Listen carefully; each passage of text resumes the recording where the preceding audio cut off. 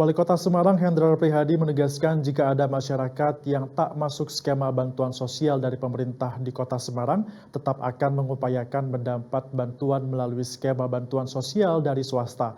Hal itu ditekankan menanggapi banyaknya pertanyaan muncul dari masyarakat yang tidak memiliki KTP Kota Semarang.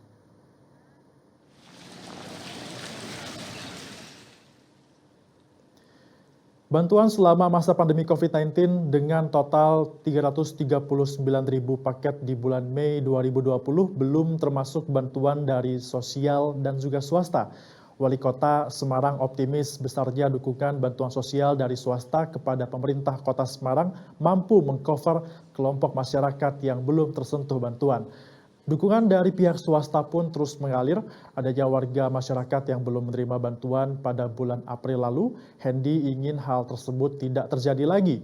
Pihaknya telah menambah jumlah bantuan menjadi 2 kali lipat. Diharapkan dapat memenuhi semua warga yang terdampak. Hendy meminta kepada masyarakat dan media untuk ikut mengawal penyaluran bantuan tersebut agar benar-benar diterima oleh yang berhak.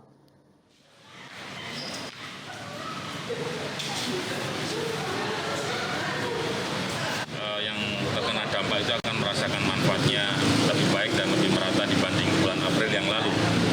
Ya, waktu itu kan banyak cerita kurang tidak menerima. Sekarang ini jumlahnya insya Allah sudah sangat berlebih. Nah, pesan saya kepada warga, termasuk teman-teman media, tolong nanti saya diinfo.